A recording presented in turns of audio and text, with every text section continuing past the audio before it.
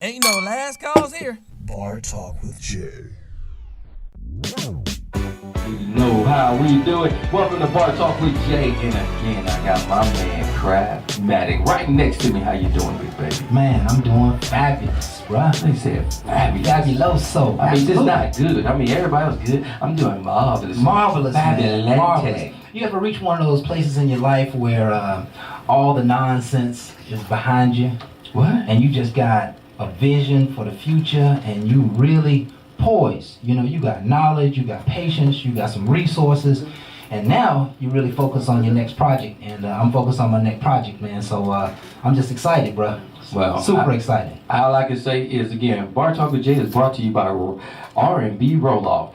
This is a great small business that's owned by my man Floyd that can do great things for you. Yes. The big companies been doing big things, but the little companies are coming back because they actually give a handshake and a promise that they try to keep. Absolutely. That's what I love about my man Floyd, so give him a chance, give him a try. He's out here in Powder Springs, Georgia, so all the counties that's right by me, you know, Cobb, Fulton, you know, we got a little bit of Dallas in there. Don't go all the way in Paul and all the rest of them. Don't throw the man too far out there. But he can handle all your trash service, commercial and residential. The number to call him, now this is something, this man gave me his personal number to give out. That's for you me. to call him and he can take care of you. 678-575-1781. One more time, 678-575-1781. And I endorse that commercial. Yes! And I endorse it too, man. There you go. Me and too. Craftmatic is pushing for him. And again, if you ever need somebody to sell a car, my man Craftmatic is in the building. Oh yeah, well. listen, I What? got you. That's what I'm working on, by the way. Just want to welcome all you folks to Bar Talk with Jay. This is our opportunity to inspire, to serve, to uplift, and ultimately we want to get in your head a little bit. That means help you make some new decisions about how you would handle certain situations. We like to consider ourselves your mirror, and so as we talk about the topic for tonight and a few other subtopics, we hope that it's an opportunity for you to look at yourself and you to look at your life and see how you're going to move to the next level and how you're going to overcome past challenges and how you're just going to be a brand new and a better you. So, you know, we take a lot of pride in this show. There's nothing scripted about it.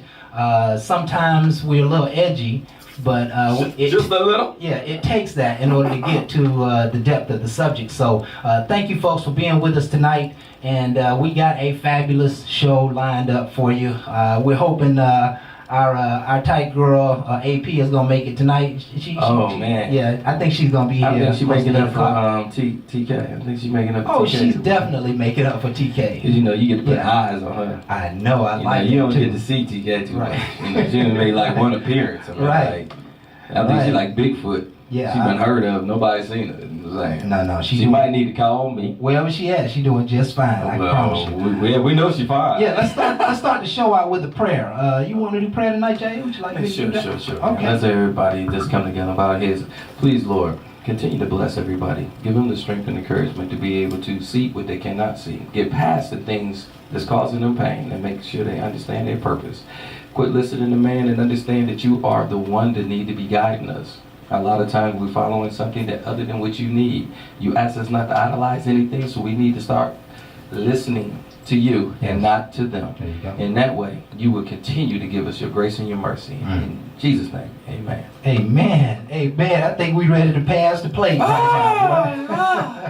It's getting hot in here. Yes, sir. Now, let's get to last we talk. Well, you know, before we do, just a quick side note on that. I always have to fill in because Barbara put some very poignant points on our outline each night, and it basically says the audience is our salvation, and that God receives the glory. And ultimately, that is, you know, what Jay just prayed about, having a vision that as we pour in, that God gets all the blessings and gets all the glory. So that's what we're here for, folks. That's who we are, what we stand for, and what we're going to continue to bring to you as we strengthen lives and help people become the greatest possibility. So, last week, let's just say your bae, your boyfriend, girlfriend, spouse, husband, wife, significant other is on his or her deathbed, and the side piece walks in. What do you do? You take your hand around the cord. Yank. No. Hey. Okay. I think we heard clearly. I'm just saying. What Jay would do. And then when that one walk in, I just hand him the cord. You fix that. Mr. Handyman. Oh my goodness. Oh All my right. goodness. Jay had to give it to you. Now again, this is one of them touchy situations. Don't get me wrong. If everybody's been more in the open, and again, when we say babe, we're not clear on marriage or anything else. And I think we covered marriage really We covered well. all of them very well. But Very again, well. if this is a person that you had interest in, but it wasn't all the way there, again, you'll step aside. You'll make sure that person isn't comfort through their passing time. We ain't really rude like that, but we was talking about it in a way that you didn't know, and then she thought since you about to die, I'm just going to ahead and just let you know I've been with him for like last 5-6 years, you know, and you just going to deal with it. Yeah, it's going to be some boob, and he can figure out how to plug it up and be Captain Save or whatever. Right. and if he don't get the beat down right along with that too, because he got some medical attention that can help him. Say you was gonna beat him down. Well, he deserved that. I had emotions going through me. Oh, he gonna get. And you also beat down. said you would run before the police. I mean, come on, man. Ain't no need sticking around for him. I mean, just sit here and just put a brother handcuff. I don't know if you've been watching the news here lately. We don't fit too well with them. But I'm just saying, I might as well get the heck on. You know, just mail me my ticket. Right. It's already on camera. Yeah. See, one of the things that I shared last week was that I'm one of those people that I get over things quickly. I process quickly, right? I can take years of hurt and squeeze it down and process it and make sense out of it, and then my heart will take a little longer, but my head usually will come together pretty quickly. So if I realize that my wife had a significant other in those moments, maybe she was in hospice or something and he just came to pay respects, I would probably grit my teeth. And because and one of the significant portions of the show is where we talked about when you get life-changing information or something hard comes at you like that, you can't blow up. Right. Because if you blow up, you're going to hurt somebody and you're going to go to jail, or you're going to kill somebody and then you go to jail and etc. So and it's not worth it, right? There's really no information that's worth blowing up. Those who blow up usually have held it in for a long time, or there is temporary insanity sometimes. But listen, I think we did a great job with the show. We kept it clean, we kept it strong. I think the second half of the show is actually always better than the first half. And I invite you folks to go back, watch it. It is all over the internet. We are bartalkwithj.com, and of course you can see us on YouTube, Facebook, Instagram, Twitter. Are we there on Instagram, Twitter? We there somewhere. Man, Periscope. Black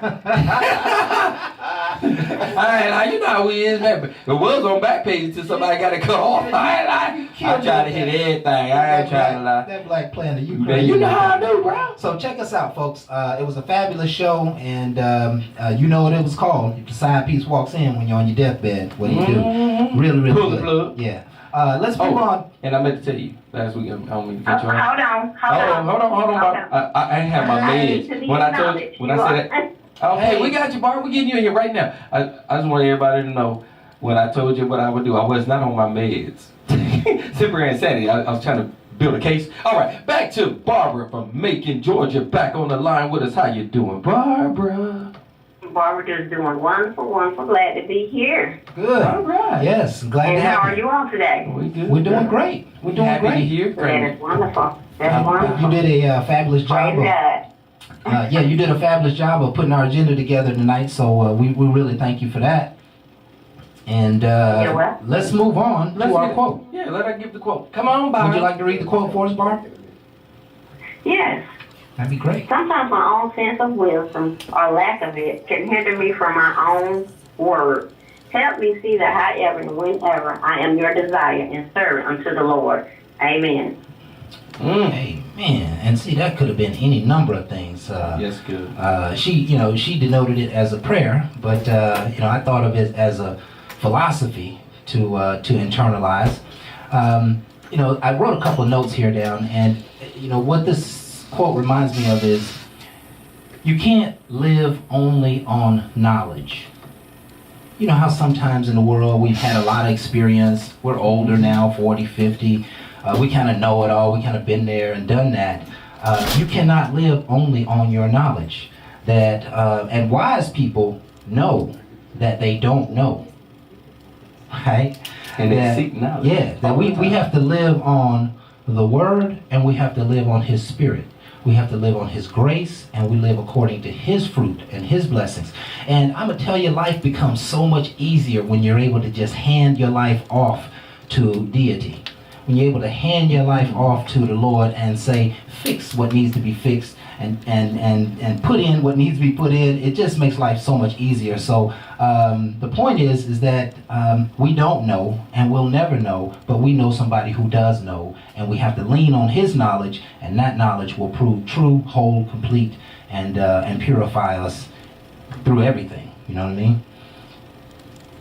I can't even touch that. Right? I mean, that right there is, That's powerful. You're very powerful. That's powerful. And man, I'm telling you, I don't hear any other shows, and I've been looking for them, that really bring life to the people like this show.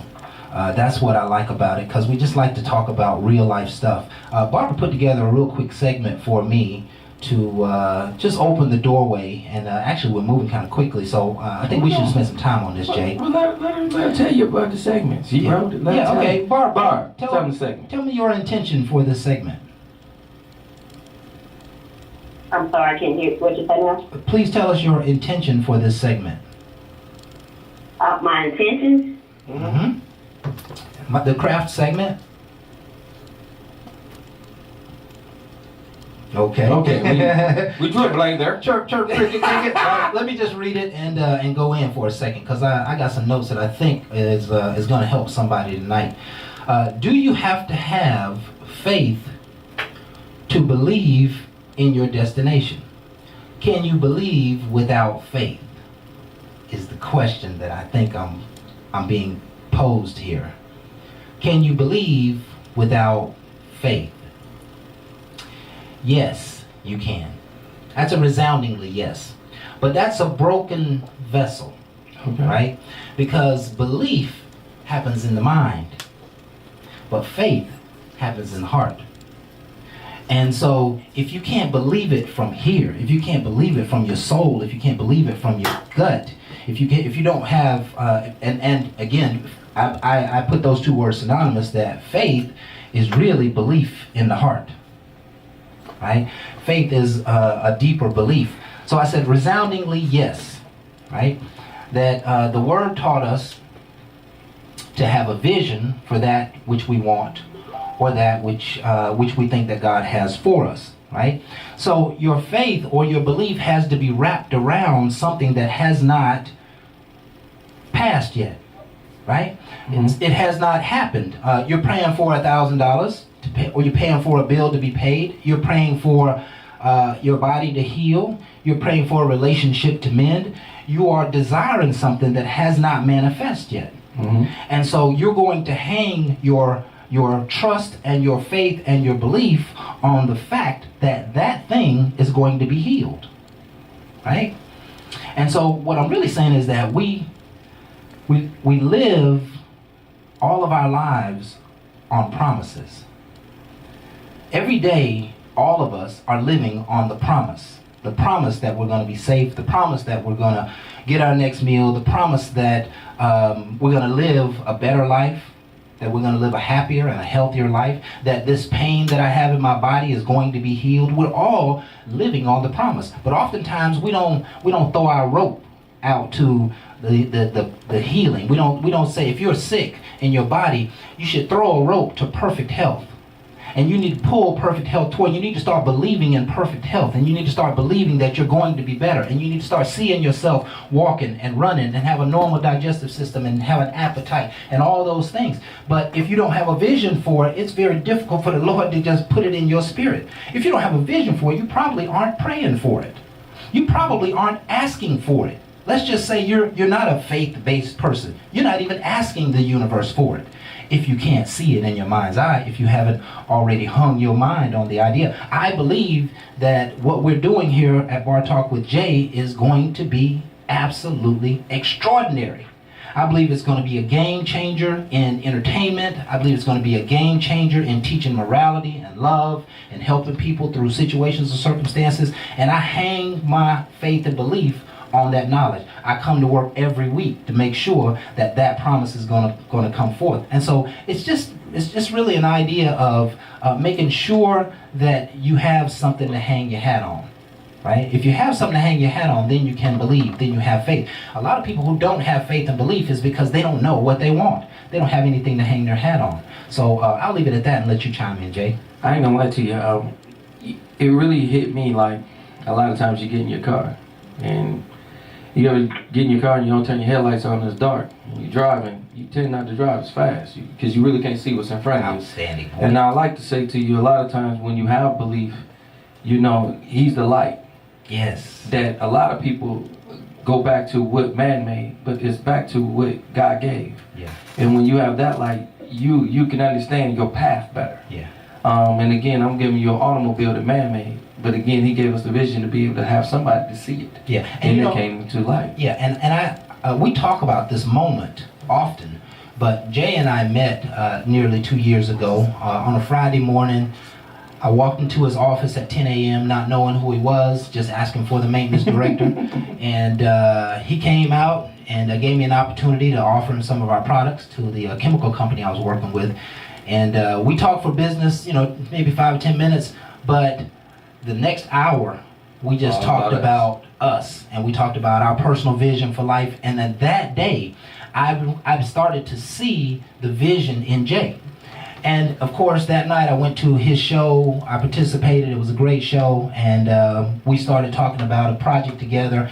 And that project is, well, it was just an idea, but today it is manifest. That is correct. And we've hung our every faith and our belief and money and time on the fact that it was going to come to fruition.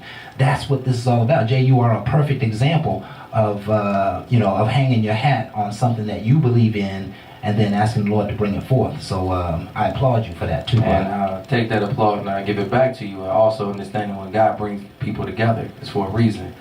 You came to sell my companies some products that I ain't buying nothing from you. Not nothing, but I got more than that company could ever get from you. I got a person that rode with me and is down with me, and it's something that we all need to start looking at and evaluate the people that surround you. God brings you certain people. You choose who you want. Yeah. And a lot of times we don't always choose wisely. I watched, I guess I'll say from the outside in, I watched the Lord working on you. Because you had like 1,000 ideas in your head, but somehow the right people came, you were orchestrating the right ideas. You know, there's 20 different ways we could have taken this project.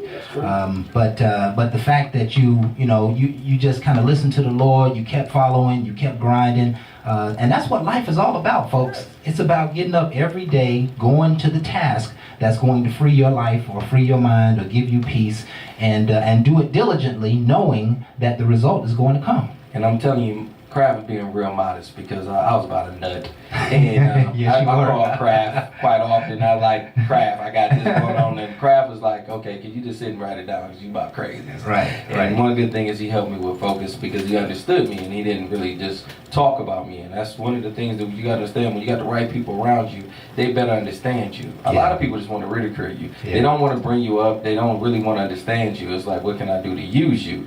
But when you get around the right people, they will find the good in you, and then they will take that and elevate it. And that's what I'm saying we're doing here. And that's why we have no problem trying to share everything that we do and give it to the world. And I'm not as worried about my life now as I used to be, because it's not like I'm shooting for death. Right. But I understand purpose. Right. Yes, So you do. This is what I work you for. do.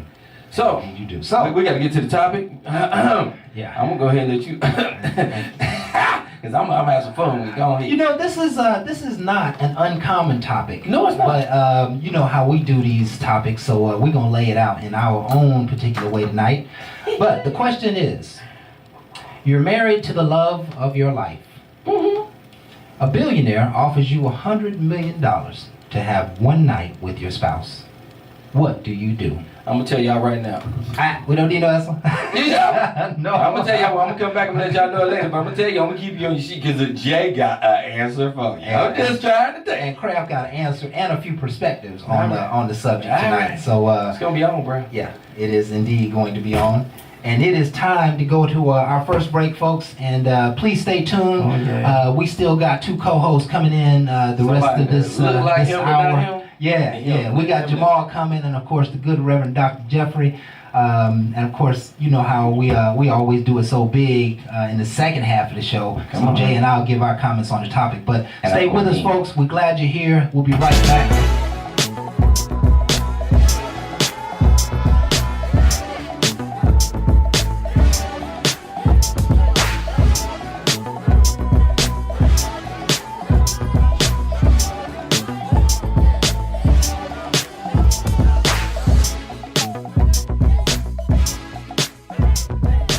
It's not him. It's on the line, Jamal. How you doing? Man, what's happening? That line, what's happening? Boy, talk, J Bone. What's going on? What's happening? Man, we just trying to happy to hear from you, man. What kind of day did you have? You one of them Jeffrey Knights, man. You have a rough day. What you got for us? Boy, I had a night. Normally, I don't like no evidence on myself, but I had a little beauty mark last night. You understand? About to go to work out there and about to pull a double. Yeah. Positive night from the female got me feeling like I'm Superman right now. Women, that's how you do it. Man, that sound like a good night, bro. Feeling like you're Superman. Got an S on your chest. Yeah, Okay. yeah. Hey, listen. You know what I'm saying? Yo. Yeah. When they do it right, man, they say go build them a porch. I go build them a porch, man. They put that S on your chest and you get the right stamp on, man, with your woman with that support. So, man, shout out to the good, strong women out there. Do your thing. Absolutely, man. What you got for us tonight, big time? Man, so I've been peeping this, man, and Barbecue Becky, y'all heard about Barbecue Becky? No. Oh. Oh, man, y'all tripping. I don't know how y'all don't know about Barbecue Becky. So Barbecue Becky, this white female, Caucasian female, and she out at the park. And, you know, everybody at the park, you know, the barbecue areas where the public, you know, barbecue with your family, you know, birthday event, whatever. Right. Everybody out there using charcoal. The white girl goes to the group of black people, hey, you shouldn't be using charcoal. It's a hazard in a public park. And she called the cops on the black people for using charcoal. Okay. Okay, you're not feeling me yet. There was a situation where black people getting called police on them for being at Starbucks and got there gonna ask them to use the restroom. Can't get customer service. It's a situation where a Yale student minding her business in the comments. You know, in the college, you've been in the comments before. Grad student. And the white girl gonna come up in there and call the police for the black girl for sleeping.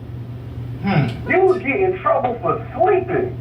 Wow. Just get arrested in his own neighborhood, to his own house. Hey, man, forget being black. Yeah. See, hey, man, I heard we need to that. change some laws and policies, man. Yeah. I think we need to start fining these people for calling the police on unnecessary situations. Because now, I think they're making police officers look worse than some police officers really are. Because they, you know what I'm saying, they're unnecessary. And it's feeling like from an endangered species going outside. Like, to my left of me right now in Bemo, I'm looking at police pulling over a black man, and I'm just looking to see how bad this could go. Because I'm that fearful of the police lights now. Because it is unnecessary stuff going on by Caucasian invaders. Ooh, man, I've been watching too much from content. What kind of what they're talking? Oh, Lord. Okay, I knew it was coming from somewhere.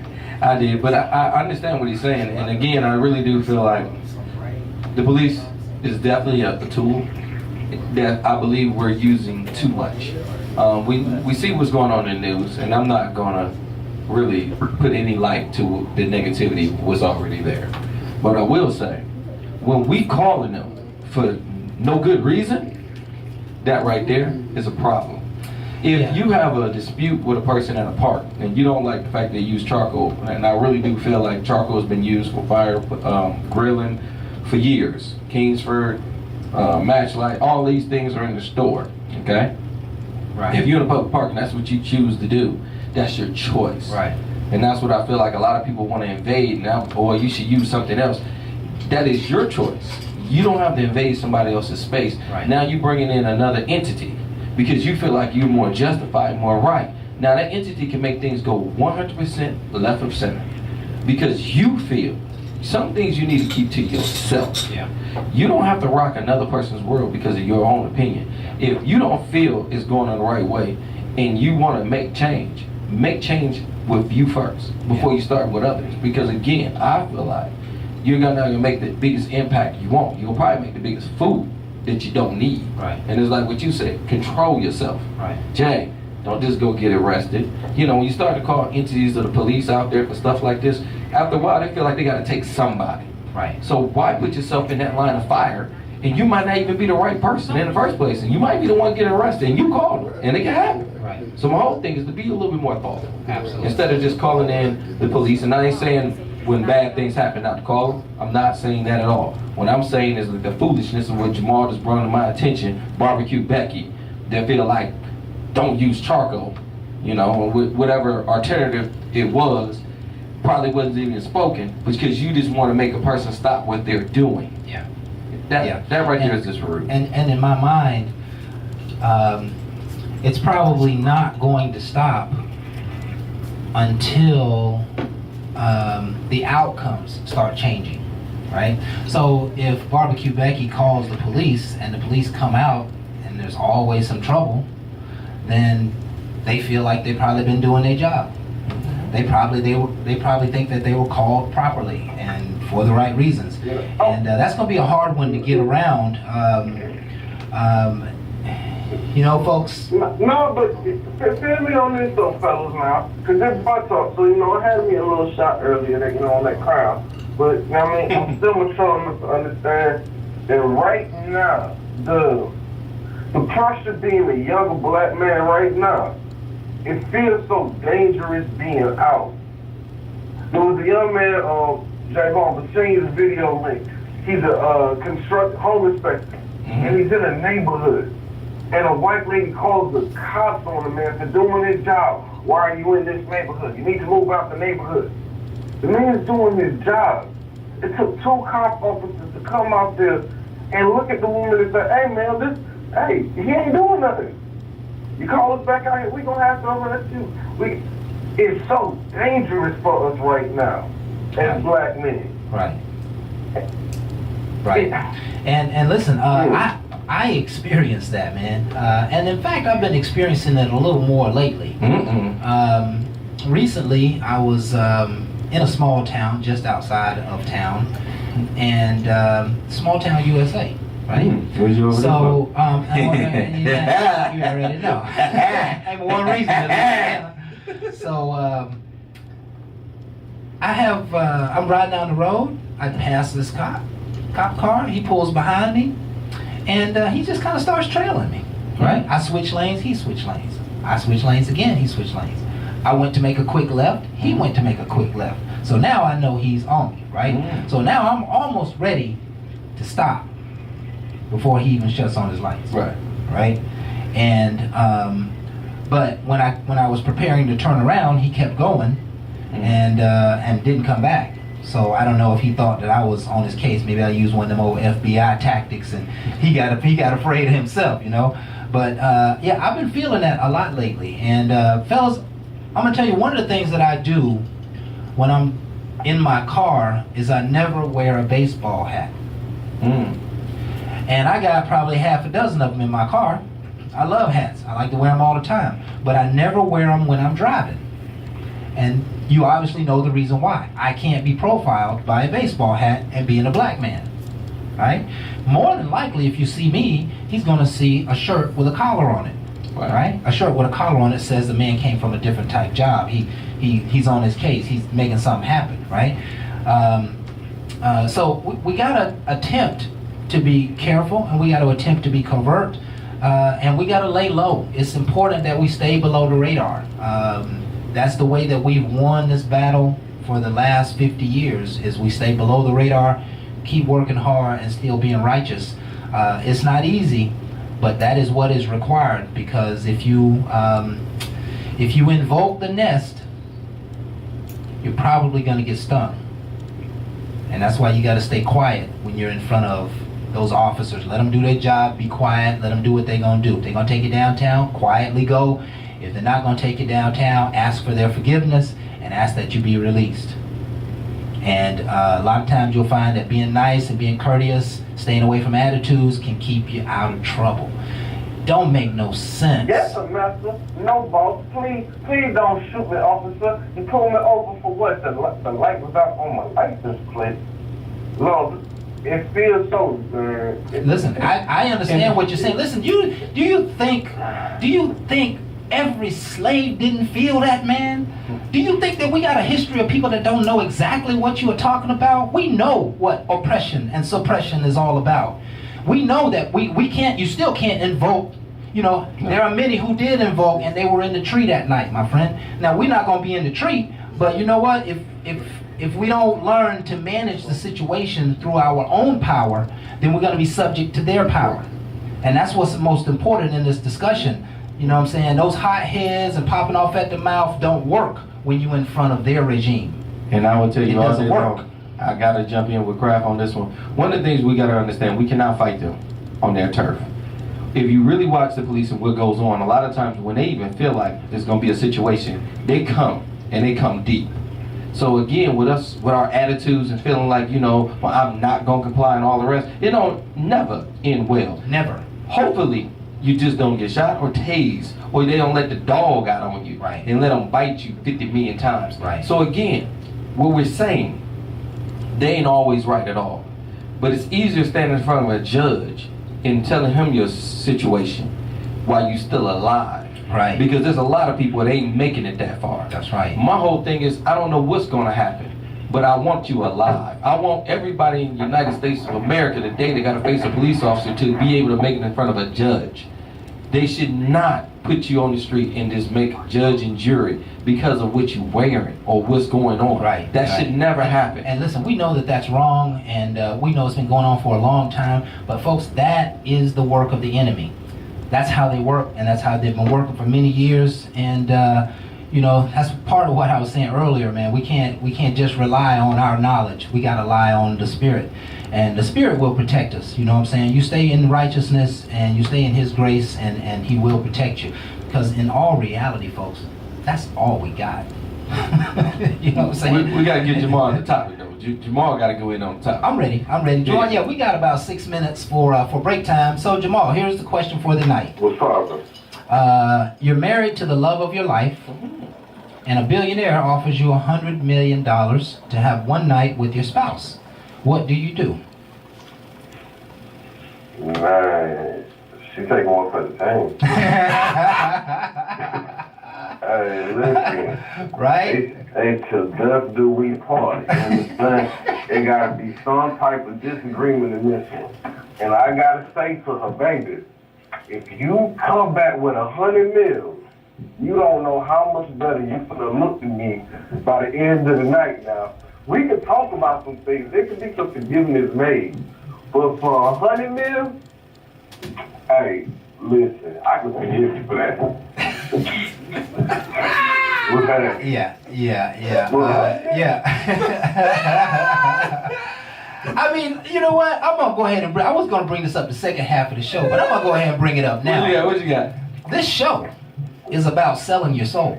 Okay. Right? Okay. This show this is about selling your soul, no matter how you look at it, right?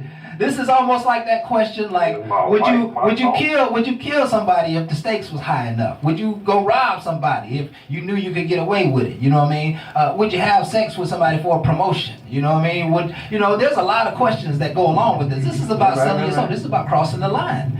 And it sounds like you would have no problem crossing the line. What I recognized, or let me just say, it just don't seem like you address the idea of this is the love of your life. Like that wouldn't I understand that perfectly. That wouldn't have talking about the love of my life. Okay. I totally understand that. Okay. And I truly believe if you come back with $100 million, women, we finna invest. That is for the house together. What's up? Yeah. West Wakanda. $100 million. Yeah. And listen, $100 million.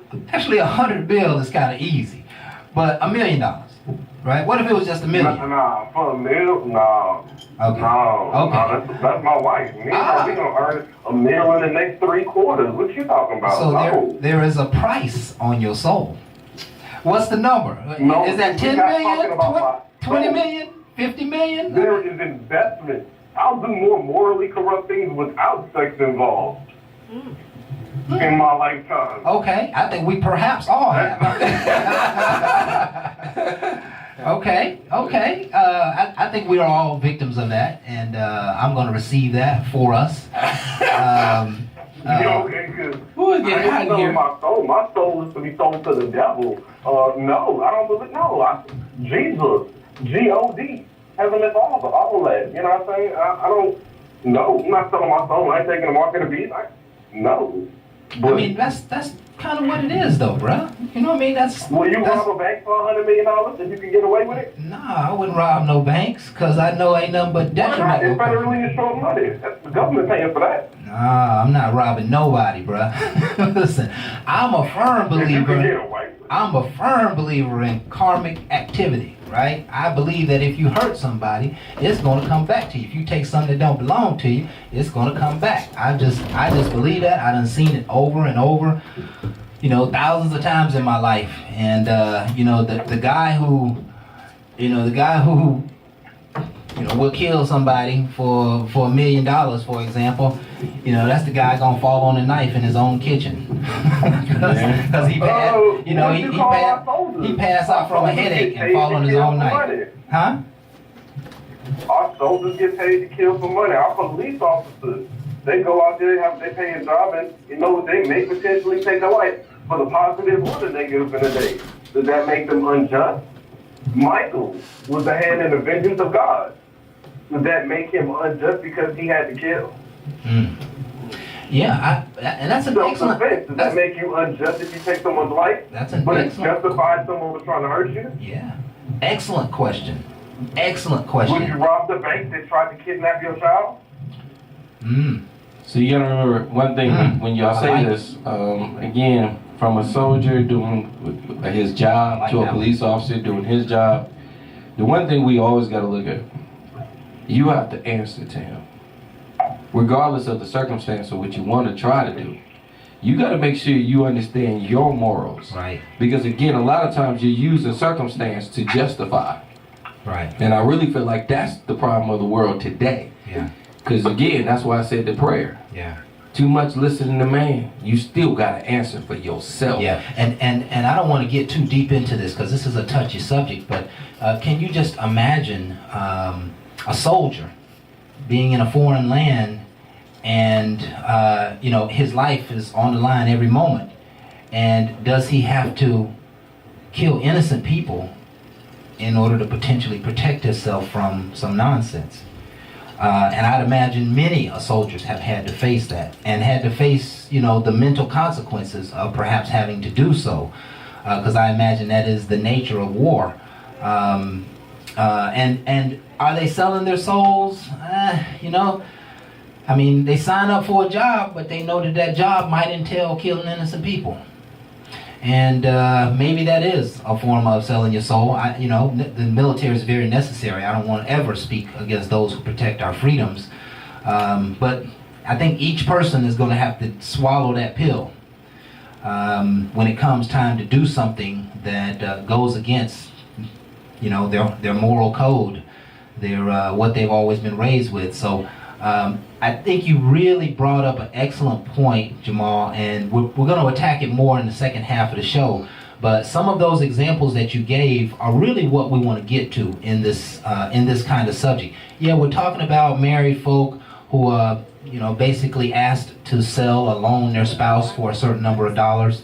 And but I want the subject to always go much deeper because I want to reach people in their particular place in life. There's a lot of opportunities to quote unquote sell your soul, and that's what I think the subject is going to ultimately end up talking about as I look at it from the front. So thank you, Jamal. We're going to get ready to go ahead and go to break, and after this break, folks, we're going to have the good Reverend Dr. Jeffrey on, and so I hope you had a good day at work. Yeah. Jeffrey, boy, you coming after Jamal tonight. Lord have mercy. I hope he had a good day at work too, man, Me too. because when he don't have a good day at work, it is certainly a different day. And we're gonna be Man, right I back. appreciate love, man. Y'all have a good one with this one tonight. All right, man. Real talk, I ain't loaning out my life. You know what I'm saying? I'm not gonna tell her, oh, go do that. No. But if she agree, hey, I'm $100 million. I like There you that. go. That's it. Hey, we in that together. There you Yeah, go. we're That's gonna take that one. We're gonna take that one to the head tonight, because I think that is a fundamental point in the subject. Is Did you even talk how's the to them? spouse? How's the spouse feel about it? You know. So you folks stay with us. You can already see the block is hot, and we are on one. So bear with us. We'll be right back.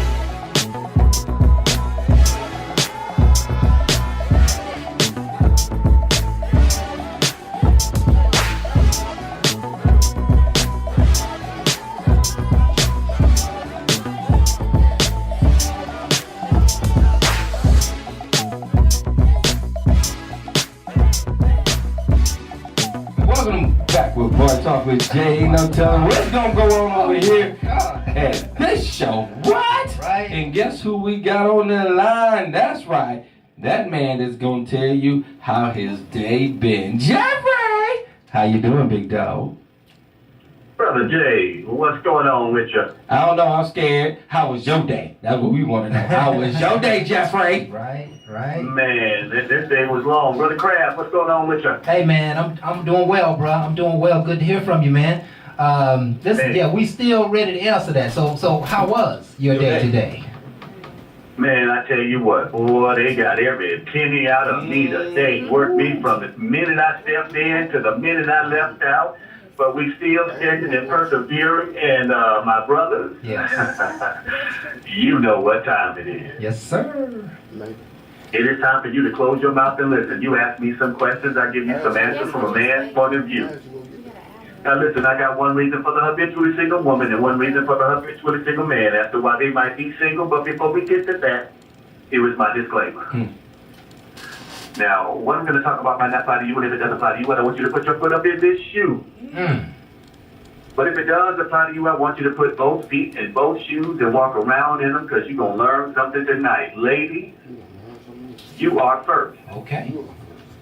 All right, ladies, you might be single because you've been playing rebound too much. I mean, you rebound so much, you might as well be the center for the Golden State Warriors. You might as well be the Kimbe Mutombo. You might as well be Patrick Ewing up in this piece. Make it so killer, you might be Big Baby, or you might just be Shaquille O'Neal. You rebound so much, it's ridiculous. You get more rebounds than Kareem Abdul-Jabbar. Wow. I need you to understand, ladies. You have not given yourself time to heal from any relationship that you've been in. So you are constantly rebounding and rebounding and rebounding and adding more and more of that pain and unresolved issues from those previous relationships onto your new relationship. And you wonder why your relationships don't last. It's because you've been rebounding for so long. I need you to understand that in basketball, rebound makes a difference. In a economic downturn, the rebound makes a difference. Yes. I want you to understand, ladies, in a relationship, the rebound ain't what you want, because that means you have not properly healed from that previous relationship. You can run in and catch up with a brother like me and try to rebound on this one, and your ass gonna get blocked, and your ass gonna get blocked and left single, because I don't play the rebound game. That's exactly right. And neither do I, bruh. Neither do I. Boy, that rebound thing is a killer, isn't it? Yeah, it happens more than we know. You know, it's kind of like a magnet. You know, you pull something, you pull the merchandise out of the bag, and you try to, learn it and utilize it and take advantage of the value and have a good time, but there's something pulling it back in the bag. And I'm telling you, not healing is an easy way to go back to a bad relationship. And Right. the telltale sign that the craziness when it comes to the rebound is they normally quick to tell you, I just got out of a relationship. Right. And again, why are you giving me information I really ain't even asking you for? I'm trying to get to know you. Right. But you quick to tell me about what you just got out of. So again, I want to know more about you, but you want to let me know your scar and your baggage. Right. My thing is, I might not be willing to take on all this. I'm just trying to know you. So a lot of things I might be able to help you through, but I can't help you through what you ain't willing to go through. Right. You're not there yet. But why are you even dating? If you're telling me you just got out of one, are you telling me that to push me away? Or are you telling me that for what? You just don't know. And a lot of times we just don't know all what we do. Yeah. So again, sometimes people rebound because they're not understanding where they're at. We're just trying to make you have a reflection that, again, we're not talking about you. Yeah. But we're talking about you. Listen, and in most cases, I want to move on here, but in most cases, the rebound is not a good thing, right? Going back to the old person, going back to where you fought to get out of is not a good thing. And ladies, I say stay away from other people if you still think that you going back to your ex, because people's emotions get involved. You spending their money, you spending their time, you're wasting people's time if that's all you're gonna do. A lot of times the old baby daddy or the ex-boyfriend, he can hit it anytime he want to, right? And so you're trying to build a relationship, but now you being pulled by this dark magnet, so he can hit it whenever he get ready. You gotta admit that dark magnet is comfortable. It's a comfortable thing, and people like comfortability. That's part of not healing, man. And that's exactly because if you really got healed, it ain't nothing comfortable about it, because now you have a better understanding of what went on. There you go. And that's that reflection I was getting back to. That's why it's still a magnet. Yeah. It would be a flip magnet. You wouldn't. It ain't no attraction when I know you out to hurt me. There you go. There you go. Man, that's powerful, Jeffrey. That's powerful. Listen, we've been talking about the women, but we are now ready, sir. Not really. I've been drinking. Oh no, AP in the building. Oh yeah. Go ahead, man. It's your turn. All right now, fellas. Don't think I'm letting you off the hook. Fellas, you are next. Okay. Brothers, you might be single because you take satisfying your woman lightly. I read a story the other day that said this prominent producer, this prominent DJ says that he won't go down on his woman. No, he's not going to go down on his woman, but he expects his woman to go down on him. Fellas, I want you to understand something. Women nowadays have the expectation at a minimum that you will be a cookie monster. If you are not willing to be a cookie monster, why should she engage in a sausage fest? I want you to understand something, fellas. You have got to be willing to satisfy your woman by giving to her. Because when you give, that creates a void. And nature hates a void, so it will look to fill that vacuum. So if you are a cookie monster to your woman, invariably, she will be a sausage fester on you. You gotta understand what you put in is what you get out. Yes. You ain't putting it in the right way, you ain't getting the right thing out. Right. Trust and believe. Just because you ain't eating the cookie doesn't mean that she ain't got some brother on the side, just like she got that mechanic on the side, just like she got that guy for the date for lunch on the side. She got that cookie monster on the side, and eventually, if he eat that cookie good enough, that cookie gonna get ate, and it's gonna leave your ass single. Boy, listen, I'm telling you, as soon as you started talking about the men's section, AP walked in the studio and started shaking her hands and swinging her head. Wasn't it here beforehand? Yeah, listen, I don't take satisfying my woman lightly at all. I do believe in pouring in, and I do believe in all those things you mentioned, Brother Jeffrey. I'm down with the program, especially to please my lady. But I don't know about guys who don't understand satisfying their lady. What is that all about? Only thing I can tell you is the selfishness. A lot of times you feel like I can put it down good enough. She don't need nothing else, okay? Because you're full of yourself. A lot of times in a relationship, and that's why, again, when you feel like that, just keep dating. Yeah. Okay, because you're gonna run across some that love you just like you are. He's a very good guy. Right. But in a relationship, you need to get into the person that you're with. And truthfully, it's not just putting that, it's understanding her. Yeah. And that's talking to her and being able to hear what she said. Right. And it's hurtful for a man to hear some of the things that come out, because a woman receives things different than a man. Yeah. So they're saying something to you and you like, wait a minute. Because the one thing you don't want to do is burst a person's ego. Right. But as you finesse them, sometimes you kind of brushing them to do things that's out of their comfort zone. Right. Now, to me, it's a learner situation. Right. If you make it in a learning fun situation, you might grow faster and easier than just abruptly. You know, just telling somebody, they're gonna be wondering where it come from, where all this, because it's doubt, okay? Because you're making me do something that's out the box. When you doing things out the box, it's not a great comfort level there. Yeah. But that's why the conversation need to happen, because a lot of people don't want to have it, because they like, man, you know, she want me to eat, but now I ain't telling you what to eat. I'm just saying, you know, be alive. Already there. I know, but you're there. There's a half an inch. my goodness. That half an inch, Yeah. and you ain't wipe it. You always got I can die. You can die poison. You know, you got me, man. Listen, You laying do you down. understand my big, my Oh little my thing? God, yeah. I'm just saying. Hey, listen, point well taken, Brother Jeffrey. Let's keep You it. like, I might not have known you went there. Let's I'm keep just it popping, saying. Brother Jeffrey. Go ahead, baby. You can't do it. Man, I want everybody to understand something.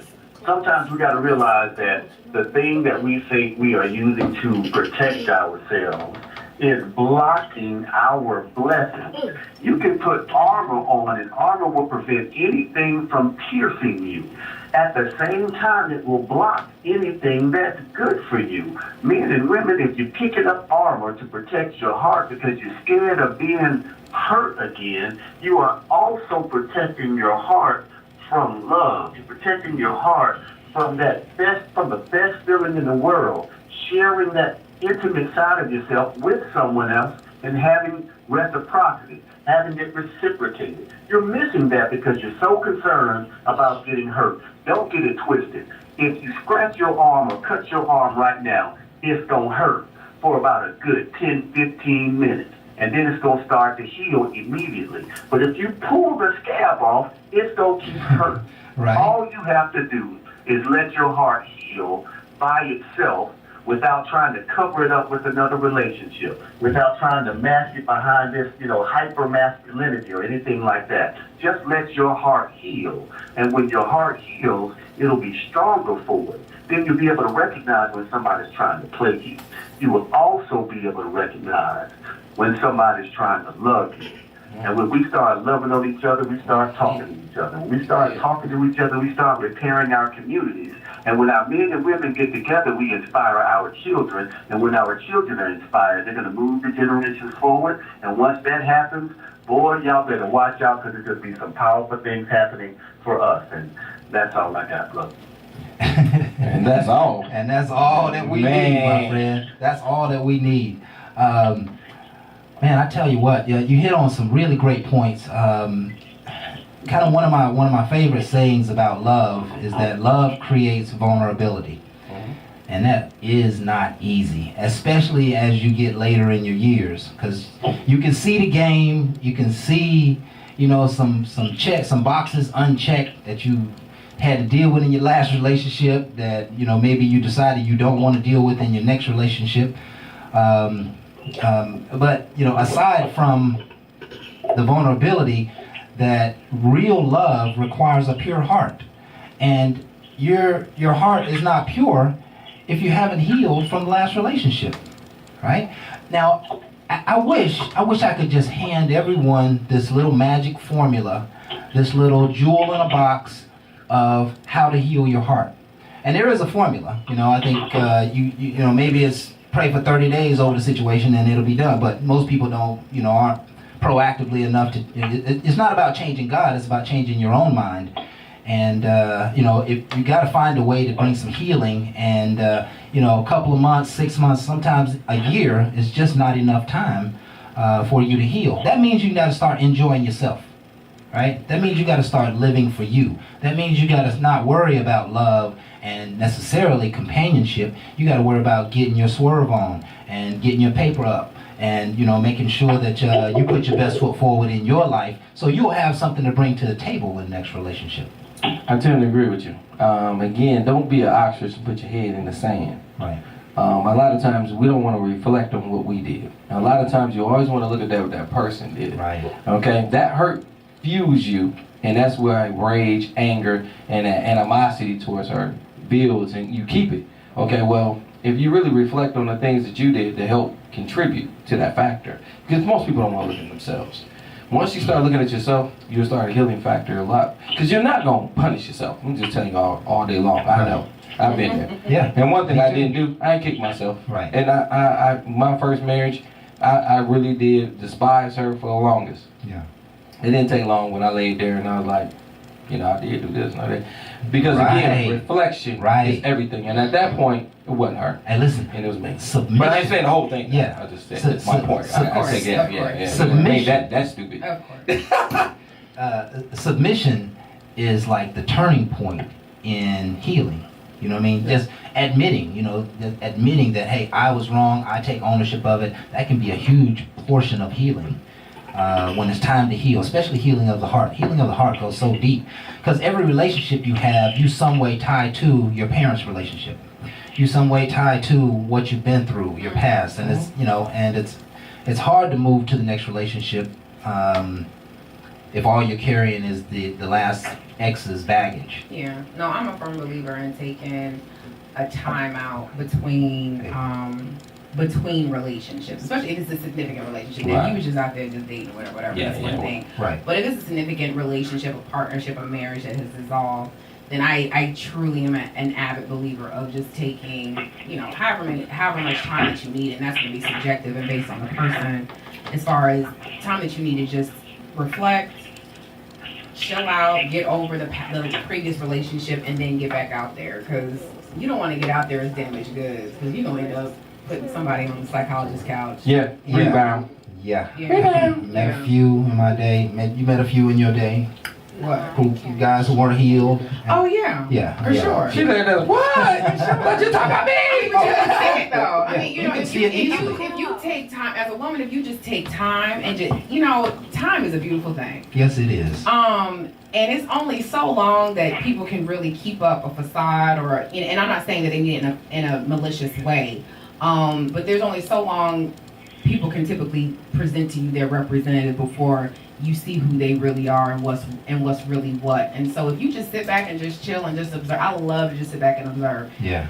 Especially with a man. I bet you're good at it too. You can tell me anything. I'm looking at what you're doing. See, she think like a man, but she got that woman wisdom. You know what I'm saying? That's scary. I don't know, bro. That's scary. I already see I through tell it. her all day long, keep talking. Yeah. He's right. Jay over here, what you say? Hey, listen, Brother Jeff, we are out of time right now, man. I really wanted to spend some time on the subject, but we got to go to break. I'm okay. We already know what Let it go. Jeffrey, any last words, man, as we get up out of here, bro? The last thing I got for you is a story I shared with my son the other day. You can focus on all the negative things that people say about you, and that's going to magnify.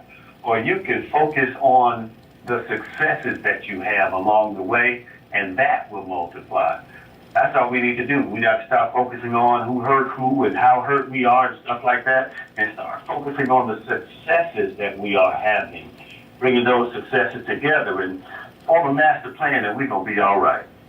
Right there, all I can tell you is that's what Bar Talk with Jay is all about. That's why I have my man Cravmatic. I got AP, and I definitely got my man Jeffrey and Jamal with me, because again, what we're trying to do is magnify the positive. Right. If you want to reflect on the negative, that's a choice. I can't change what you do, but can you listen to what we're trying to do? Right. Might be that change in the game.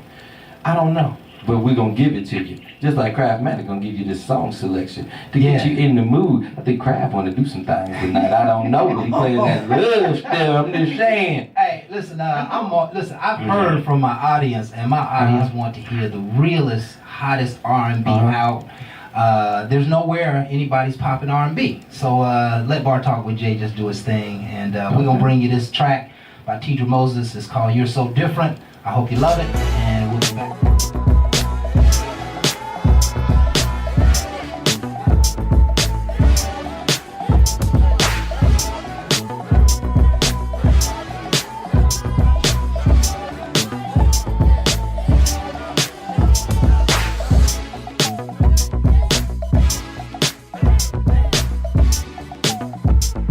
See our co-hosts, Mr. Jamal and Mr. Jeffrey, go hard in the paint. And that's why we like those guys. They really get to they get to the point and they have an opinion, and that's really all that matters. Because again, we're hoping that you hear our opinion, their opinion, and formulate your own opinion. And that's what this is all about. And so this half of the show is where we actually go in on the subject. Jay and I and our guest here in the showroom, Ms. AP, who has a strong opinion. You know, gotta keep my guests highly lubricated. You know, we got a thug in the house. We gotta make sure she's highly lubricated. Absolutely not. I am not a thug. So where we kicking this off? Oh, man, let's kick it like this, man. Go ahead. Because she missed my sub comments, right? She missed your sub. I'm gonna have to give the sub comment. Give her the topic. Okay. And I'm gonna go hear from her. Okay. You want All right. Yeah, let's hear from her. Okay. And then you and I. Ladies first, always. You know, All right. one of the things we try to be as gentlemen is one of the things Crap always want to remind me of is, again, we never be rude. We always like our guests to be comfortable. Right. Thank you. Please understand that. Right. And what happens after Is that, that I your can't be Billy responsible. Can't be responsible. The camera's rolling. Is that your Billy D look right there? Man, what? You see that, dude? I think Jay That little shooting sparkle a in little the eye? game around this thing. Whatever. So here's the question for tonight. What you got? What you got? You're married to the love of your life. Mm-hmm. A billionaire offers you $100 million Mm-hmm. to have one night with your spouse. Okay. What do you do? So, I don't even think about this one. Okay. And a lot of women are probably gonna not agree with me, but yeah, you take the L for this. Like, yeah, for sure. Take the L. See what I'm talking about? Yeah, you get him ready for that. See? Like, you get him ready. Hey, Crap. Like you train a boxer. Crap. All right, Crap. Oh my I'm gonna jump in right now. You know something? I'll be right there with a spray bottle. I'll be. That's real. Here's the thing. Take one for the So team. you gotta take that for a team. Okay. And it's really, you're not even taking an L. I mean, you're walking away with To 100 win. mil, and that's not even. You know what I could do with 100? Like I can flip that. You know what I'm saying? And so it's like You would never need to, but you could. Yeah. no, I'm gonna flip that Yeah. for sure. Yeah. I'm flipping that because in 5 years I'm gonna be sitting at the same table that the billionaires sitting at. So Right, there you go. it's not. Yeah, no. If that's what we need, that kind of come up, that kind of bag. Yeah, that's fine. That's a wrap, huh? Yeah, that's a wrap. Okay. I mean, because that's something that you're talking about changing the whole story of not only my children but my children's children's children. Like that's legacy building. Okay. right there. And I can see. That's I a can see the no-brainer. L for that. That is a for that occasion. no-brainer. Let's tone it down a little bit because I think there's a measurement system we're all looking for here. Is what is the magic number? What if it was $1 million? Nah, I can spin that in my head right now. Okay. Yeah, no. So what is the magic number between 1 million and 100 million? Is there a place where you say, okay, this is where I let go? Yeah. I mean, anything that any number that I don't see myself being able to obtain before I leave here. Yeah, I mean, yeah, that's a come up. Like that's So, I mean, and that's something like- that, again, not only am I going to benefit from that, but like that's legacy. Okay. Yeah. Okay. I like That's that. like legacy that's talk. like go to Africa and start a whole start a Wakanda money. And You know let's what I'm saying? yeah, Wakanda. You know what I'm saying? Yeah. Like that's yeah, you're right. You're right. That's that's royalty money. You Yeah. know, for sure. So let's twist it up a little bit. And there's a Okay. couple of twists I want to put in. Okay. Here. Let's just say Mm-hmm. he's against it. What? There we are. See, you are the love of his life. Okay. This is a very important point that we want to keep in the discussion. That you mean everything to him. I'm not going anywhere. And I will. Well, a piece of you will I'll be. love you even more if you go do this for us. Really should go get a little pep talk. So- What kind of culture are you? Listen, what I'm hearing is not only, I mean, she's gonna, breathe for a moment and then she gonna start selling, right? Was that what? You What was that? What? gonna start be like, well, honey, baby, we could do this, we could do that. You gonna start selling. You gonna For start closing sure. the deal For sure. because he would be making a huge mistake. For sure. $100,000. And if he still doesn't want to, I'm still gonna broker that deal with that billionaire. Like, okay, well he's out, but I got some lineups for you. Okay, and I'm gonna get a referral fee. And I still need my finder's fee. Right. Precisely. Right. But he all into you know what I'm saying? He been watching your podcast and he been, you know what I'm saying, he been seeing you at work or he been this and that, whatever the case may be, that he's kind of vested in you, right? So he wants you. And let's just say your husband came to you with the proposal and it was only for $1 million. And he was like, baby, I need you to go ahead and do this. We up for $1 million, you know what I'm saying? Take the L and let's ride out. You give in to that? Yeah? Okay. I didn't have $1 million before, so it's an additional $1 million that we got to do what we need to do with. Okay, I like that. I threw in earlier. First of all, this conversation is suggesting that there is a number. There is a magic number, and it's probably different for everybody. Yes, Listen, it is. my boy who fell in Friday say, I want 150,000, right?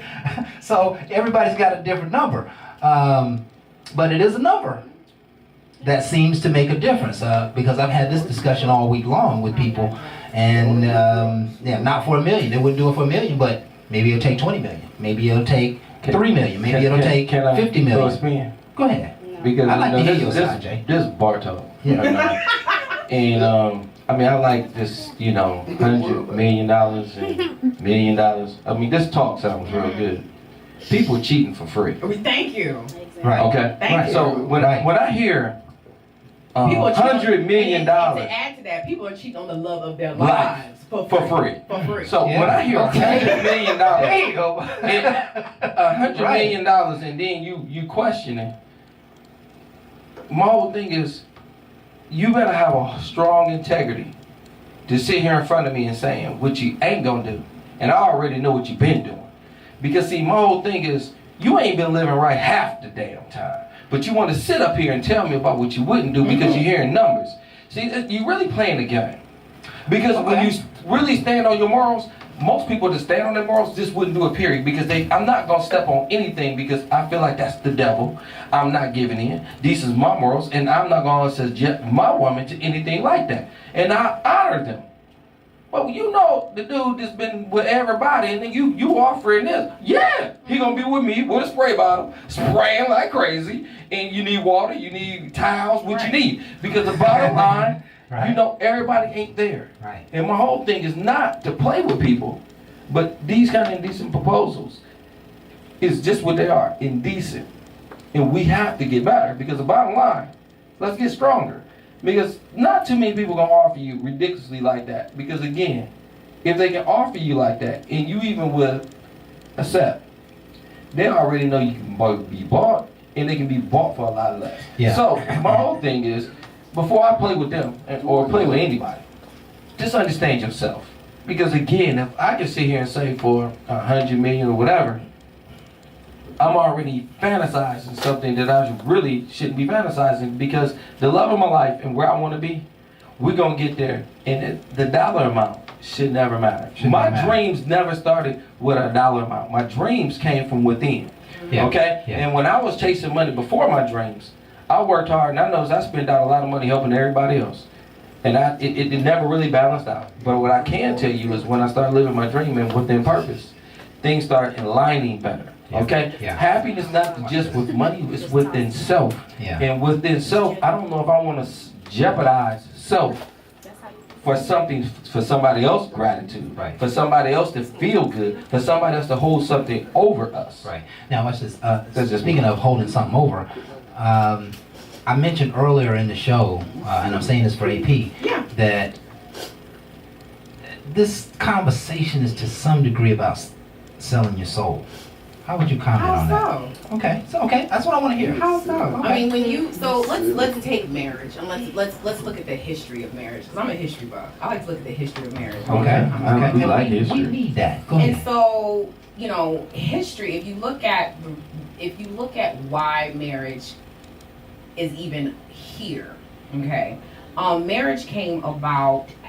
Really had nothing to do with love. It had to do with the alliance of families who had mutual business interests. Okay. So when you present this type of situation, really and truly, if you go on the foundations of why marriage was even put into existence, business. This is business. This is about furthering your legacy. This is about having, I mean, it really and truly is. The whole concept of love is in marriage is really a Western idea. It's really and it's really a new idea when you look at the actual history of marriage. Marriage was really historically and has to do with, again, legacy building and business, furthering your line, and business. It wasn't about love. It had nothing to do with love. So there's no selling your soul. I mean, and some of the questions I asked earlier was, would you kill someone for a certain amount of money? Would you rob somebody? Would you rob a bank if you knew you wasn't going to get caught and you wanted $1 million?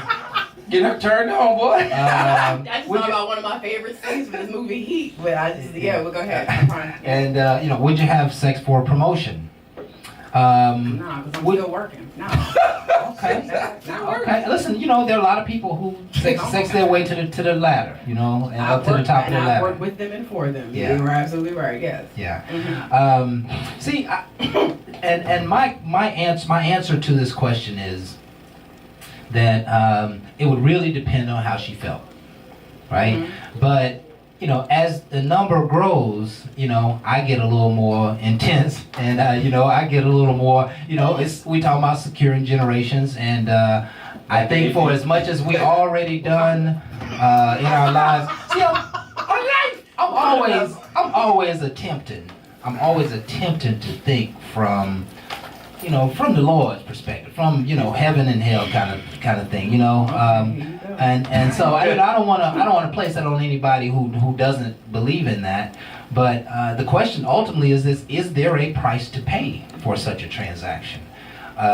Is there a price to pay for killing someone? You slip a little syrup in in they thing, you pull the plug at the hospital, whatever the case may be, and you're going to get insurance money. A lot of people do it stuff. A lot of people, this stuff happens all the time. Yes, it does. Right? This is a common equation.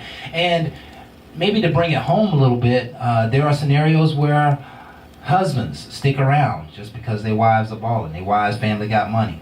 Right? True. And they ain't really in love, right? Mm-hmm. Their love was probably their high school sweetheart, right? It just happens in so many different forms and in so many different formats. And I wanted to bring the discussion to, kind of selling your soul, but let me just give my 2 cents on the subject. So here's what would happen. So, sweetheart, we got this offer. Mm-hmm. I'm all in. Okay? Mm-hmm. I'm in as far as you want to get in, right? And if we're talking 20 million and up, I think we really need to be on this venture, right? But what I'm going to need is I'm going to need a little heart protection, okay?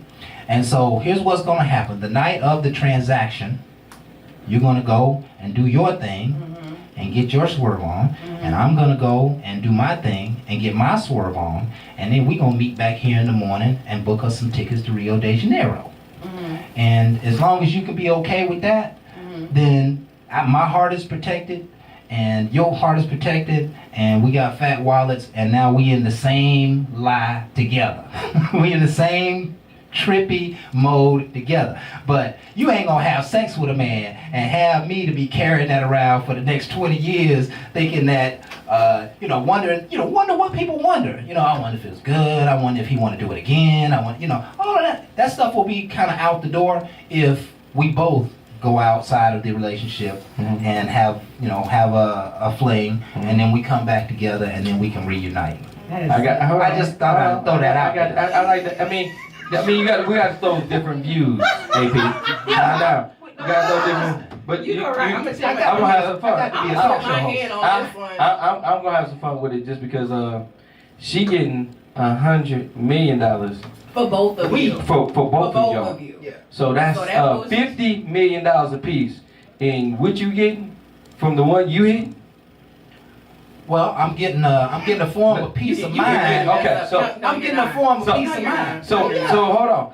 She's doing this for financial gain. You tell me both of you. So you gonna have peace of mind? He ready to make and you about to do it. Got to be a tag for no. I'm having fun. No. I'm having fun. Jay stir it up. Okay, Yeah. all I do Right. is stirs it up. Me, I have no gain in this period. But one of the things I want to do is cause reflection, because anybody that's thinking this, I just want to make sure y'all understand what you might be thinking, how it might come out. Yeah, And that's what I'm interested my whole in. thing is having fun. I am not the one that's going to tag team with AP. No, I don't got time. But if it's fun, I am. But the bottom line is this one, is she's doing it for the team. Right. Okay? She getting $100 million, which is $50 million a piece. Y'all count. Now you saying, okay, to make sure everything's good, I'm gonna go do this over here. I got you. But the thing is, what she's doing is what's getting y'all paid. Right. What you're doing is giving you that mental thought that we both are out doing something, but you ain't getting paid. Right. So again, to her, You getting ready to mess up. you are doing something just to satisfy yourself, while I have to endure another person. Right. In my spirit, because I can't be with you, but I'm going to be with you, and I'm allowing him in me to do whatever to me while you having fun, while I'm giving it for you. Right. Okay? Now when you flip the script and you ask the man to sleep with another man, all of a sudden then, oh, that $100 million, you would never see it. Right. Ain't gonna happen. Right. So again, when you kind of offset and you really think about it, we really got to be cautious of what you willing to say you do, because one of the things I like is you said, I always involved her in that decision making. She has got to deal with the fact Yes. that she did this act For you, us, for us, right? For this money. Right. I also have to swallow the same pill. Right, but did I tell you with the spray bottle? I also you should have be to- there. I also have to swallow the same Your pill. pill is much smaller than hers. Seeing that you ain't the one taking it. No, it might not She- be. Not if it's somebody you love. Bro, she taking it. She taking it for the team, bro. I mean, he might be Literally. long. What? Now, see, it just seems, now the way this discussion is going, it just seemed kind of one-sided. Okay. That the emotional pain of having somebody sleep with your wife And is the not emo- as and the is not as emotional pain- damaging And the as emotional pain that your wife is going through, letting another man sleep with her, is just as equal. You think that's emotional pain? Yeah. I mean, you gotta think about it like this. You said that's the love of Hold your- on. if that's Hold the on. love of your AP, life, That's the love of my your life. AP, Yeah, let's go back to it. Hopefully she What feels if the there's same a way. big woman and I have to sleep with her? Say again? Let's just reverse it. Okay. Okay? Billionaire is a woman. Yeah. And she's saying, I have to. Right. Okay? Right. Now, That's the premise I was going on. Right. We're gonna go to. Yeah. Now I gotta put in work. Now my Unlimited woman birthday tells back. me, okay, baby, we're gonna get rich off this. Go ahead. Right. Now remember, who got to endure this? Right. I have to. Right. Now I'm talking about a very, very large person that is not See, normal. it Okay. is not I gotta the same. I gotta hold things up. I gotta find.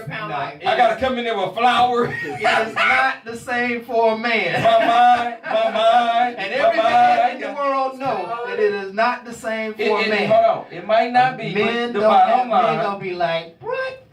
bro, What? I gotta do this. I gotta do Of this. course. And I'm gonna lay it, and I'm gonna make sure she feel real good about it. With the bottom Absolutely. line, And your wife is gonna have to live with that. she gonna have to live with it. So again, I am enduring her through something that I'm gonna do for us.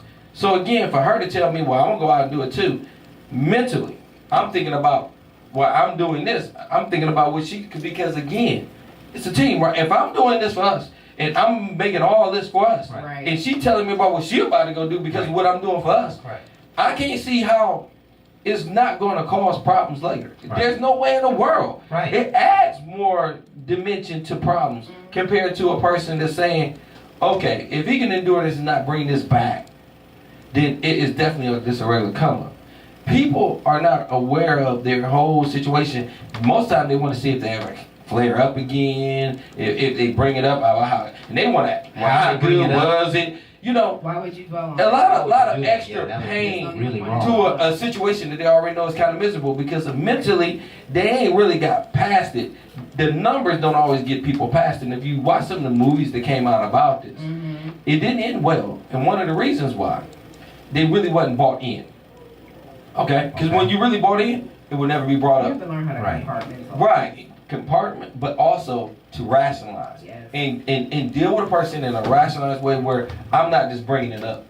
And one problem that a lot of people have is their mouth. Oh, you remember what you...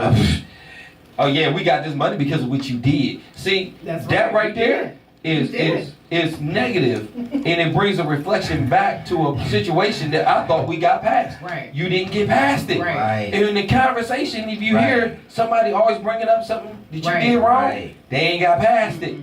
It's the same thing that caused relationships to be destroyed today. That's right. Everybody cannot just do things and feel like they can get, no. Emotions and feelings is there, and if you really can't deal with it, then say something. Don't sit there and agree to something that you really can't deal with. That's against my morals, but he said that's what he want to do, girl. I'm gonna go ahead and do it. But you talking to your girl, you ain't talking to your man. Right. And he go ahead and do it, and then all of a sudden you got a problem with it. You the problem. Don't sit there and make agreements. And then start saying, well, because of what you did. See, no, you're playing the game. And that game ain't gonna let you win anything. That money is what's gonna destroy you. So now it's no legacy. Family is legacy. That's what I'm passing down. There's no family then. We're gonna destroy the family. Okay? But the family's still somewhat rich. But now the family will look at money so much differently. We got money, but look how it came. Daddy over here, he miserable, he mad at mama over there, but mama living it up, because she was pissed from the start. So she already had plans on venturing off, but she paid. You really got to look at some of the mind thoughts of what we do, and we really put people in vulnerable places for no good reason. And then ask yourself, why would somebody offer you that much money? To me, for that. Now when I say for that, for your woman to break it apart or to prove something, and that's been happening since time. You see a picture, knowing that picture ugly, there's a lot of paintings I did not understand. Wasn't nothing there for me. Millions of dollars they paid because they see the beauty in it. Wasn't no beauty to me, okay? But they pay it. And somebody else bid over top, and they gonna go over top of them because they gotta have it. I'm not mad at them because they see that beauty. But if you see the beauty in destroying another human being, then you was just a monster from the start. My whole thing is, we need to be building, okay? If I'm gonna do something, let's do the uplift, not destroy. But what's happening today is power. And money has been one of the things that everybody says evil. Money ain't been evil. People, choices, has been the most evilest things ever I heard and seen compared to the money. Don't play with the money. Let's play with the thoughts of the people. And let's get us back on a better track, because we don't need to hate each other. Let's love each other. And it's like what you say, marriage was a business. But you can make love, make that business deal a deal that's worth being in business with. Because a partnership like what me and you have can be a loving thing. Non-sexual, because we in Atlanta, I don't want nobody to think nothing wrong. We can be in a loving thing. Not in love, but a loving thing where we can always add value than destroy. Because we don't always got to have that kind of power struggle. There you go. Understand? Bar Talk with Jay, we gonna go to break? Yes, sir. We'll be right back.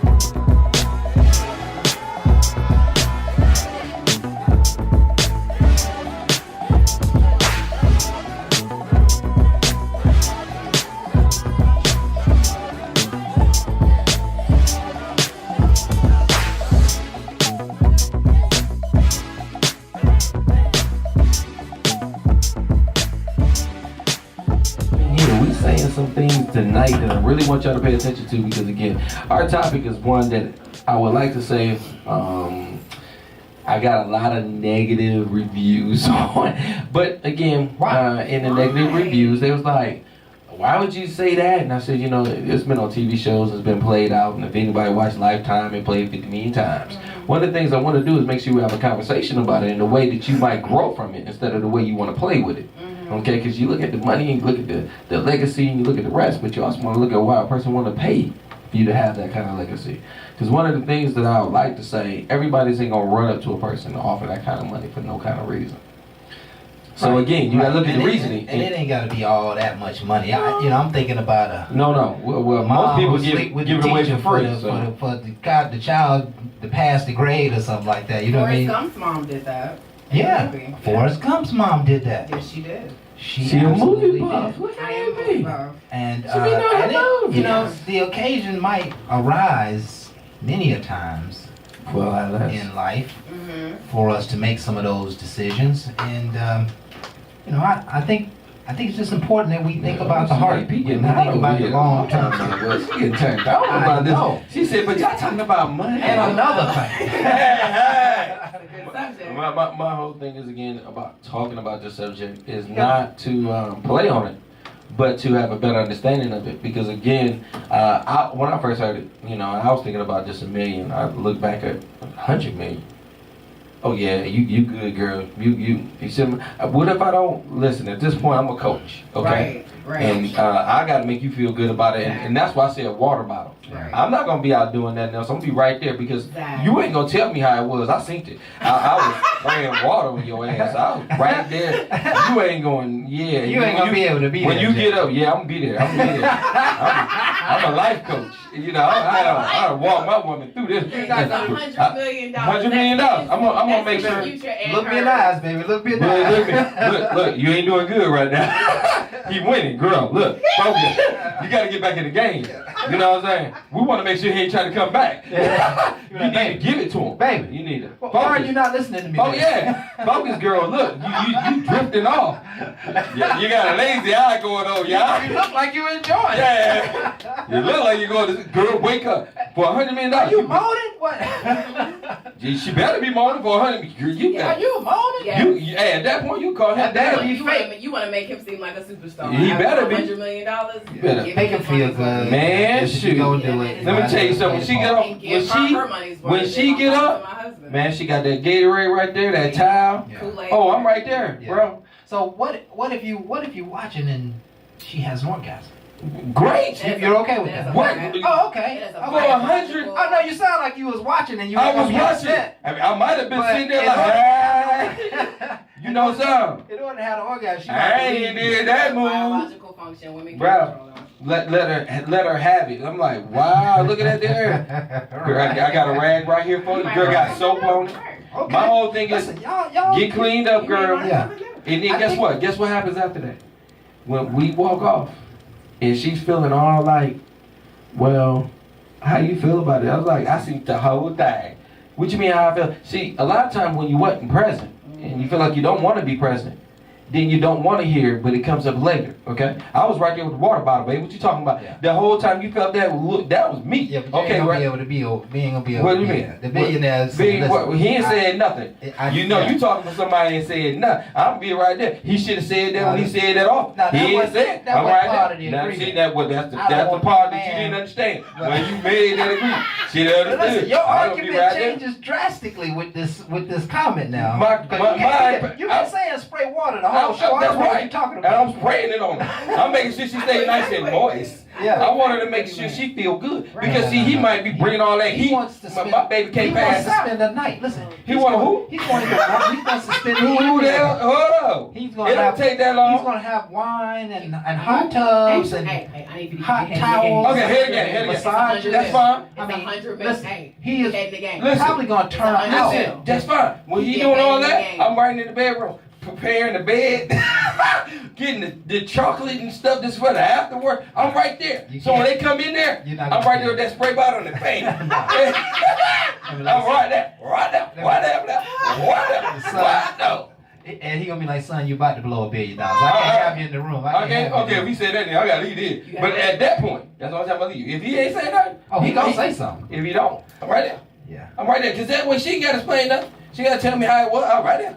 I was fanning the whole time. What are they talking about? I remember when you passed out for a minute. I thought I had to do CPR. Damn, she passed out. It be all right. Oh, my goodness. Hey, as long as she can get up and walk and get that money in the account, this was up. And then after that, why would she have to bring it up? When we sitting there, she'd be like, do you feel a certain way? I'd be like, nah. I mean, you seem like you was feeling pretty good at that time. So listen, and I asked this earlier, is there a price to pay for that? Like if y'all do that transaction, is there, what's the hardship of that? Is there none? So I don't think money's going to solve everything. I think that society, and I think that the Bible Belt has conditioned us to think that there should be some type of reprehensible consequence for that type of thing, but there doesn't have to be. If you have two mature adults who look each other in the eye and communicate with each other honestly about what's about to happen, what's about to go down, and what life is going to be like afterwards, you won't have any problems. The problems start from like what you were saying earlier, Jay, when you say, yeah, well, he want to do it or she wants to do it, so we're going to go ahead and do it, but I'm not down for that. That's when, and you don't communicate that with your spouse, that's when the issues start. Yeah. But if you all are on the same page about, look, this is anywhere from 2 to 6 hours of whatever that's going to go down, and in 6 hours, we're going to make $100 million. Keep your eye on the prize. Keep your head in the game. And so let's twist it just a little bit. Let's say this was someone asking to spend time with your son or your daughter, who was of age, of course. You know, your daughter's 19, 20, 21, and this guy says, "Listen, I'd like to have your daughter for a night." And are you feeling the same way about the proposition? She grown, right? He grown, right? Yeah, I mean, yeah, grown. We talking about grown folk. I mean, you know, grown by the law. Maybe not grown. Maybe not grown. I'm gonna let you go first. Again, people F for free all the time. Okay. So and I mean and I will tell you I will tell you this. I will tell you this. My grandmother was an OG, and one thing that she told me was, anytime you lay down, you get up with something. Anytime you lay down, you get up with something. Whatever that is for you, whether it's emotional, whether it's financial, whether it's stability, whatever that is for you. Fleas, ticks. So, yeah, and so and so you don't say anything to your daughter because you like, you know, I know I've been sending you money, I've been a little shallow, I haven't been able to send you money, you got the bills paid. How you get the bills paid? Got a sugar daddy. Sugar mama. She just cutting a few corners. So again, you're putting a moral weight on something that you can throw a moral weight on, but I'm gonna be honest. You can throw a moral weight on it, but you can't control. That you can't control that. I mean, you know, with your daughter, if you look at Instagram right now, at all the Instagram thoughts that's showing everything for free. If you got enough ingenuity about yourself to bag $100 million, do you, Google? I'm gonna say it's about legacy building. I love my daughters. I do. I love my boys. And if somebody offered my boys, I'm gonna tell you something. If they didn't take the offer, I'll take the fall. Yeah, right now. Again, they're of age. They're of age. If you're, you know, I mean, when I think about what happens at spring break, let's all take it back to 1995 Freaknik. That's all I got to say. Yeah, we was doing that for free. But you put $100 million on the table. Right. I would say it all day long. Again, even when you start throwing our kids into it, and again, adults, because they're always gonna be our kids. Don't get me wrong. When you start talking our adult kids into it, it adds that little flavor. You want to be a protector, but once you instilled everything that you could when you was raising them, they're gonna make their own decisions. And one of the things that I have to bite is the decisions they make to whoever they want to be with, and it's not normally in decent proposals who they choose. They might not choose who I like, crap, and I have to deal with it. You know, because I want them to make the best choice, and their choice might not be my choice. But the one thing is, God gave them a choice as well. Their choice ain't gonna be mine, and I'm not gonna always like it. So if they came to me and told me about an indecent proposal, I'm not gonna like their proposal either. Right. Just like I don't like half the choices they make. Right. I have to be an understanding person to realize that's my child. Right. And if you cannot have faith in your own, who do you have faith in? Right. You right. Because yes, they are a representative of you. Exactly. And if they look at that number as what they want to do, I have to also look at myself as all what I might have done. And guess what? Don't let that terribly tear you down. Okay. Their choice is gonna be their choice. It's not always gonna be about you. Right. How many knuckleheads have your kids brought home that you were like, man, you need to go. Right. All right. This female and she ain't gonna be for my son. Right. But if she come home or if he come home and say, hey, I've been offered $100 million for one night. Okay. I ain't gonna lie. Okay. I'll be like, check it out. And you of age? Okay. I'll be like, yo, you ain't paid rent in about 10 years. And Again, what is that money going to afford them as far as the opportunities? Thank you. The opportunities, the position that's going to put them in life. You're talking about a whole nother level, a whole nother subset, a whole different set of opportunities that they're going to be exposed to. I'm good on that. okay. And I think the money won tonight. I think the money won tonight. Jay gonna tell you all day long, money ain't gonna always win. One of the things I told you, for one, is about you. Because see, if you look for that, okay, then you're gonna be scrambling around every rich guy hoping he gives you a decent proposal. Guess what? I'm not running behind nobody. Look for this. I'm following my dream. Okay. When I started this show, I wasn't looking for Oprah to call me up and be like, you know something? Stedman's out. You in. All right?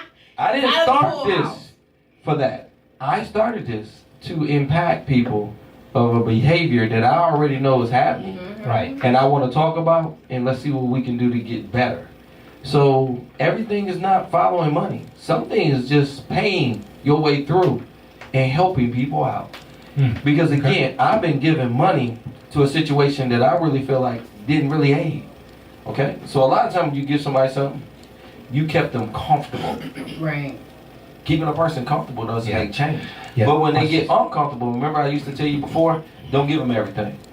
I gotta get them out their comfort zone. Because if you give them everything, they're not gonna do anything different. Right. So when you start getting them out their comfort zone, they start making other decisions like, I ain't get it all. Because I need you to hustle.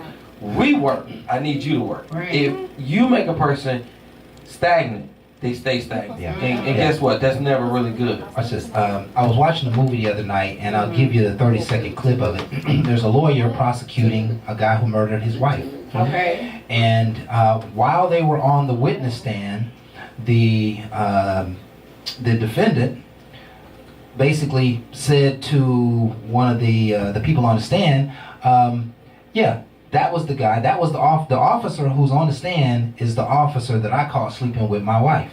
Okay. And so it threw a bunch of haze in the courtroom. Everything got crazy. And so this killer, he killed his wife, shot her in the face. Actually, didn't kill, put her in intensive care. Okay. He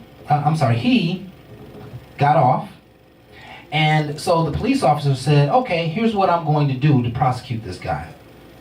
I'm going to put the ballistics in the system so that it looks like he did it, and that's the only way we're going to be able to get him. Okay. Now, because this guy lost the case, he also lost his entire career because his law firm said, listen, if you lose this case, you're out.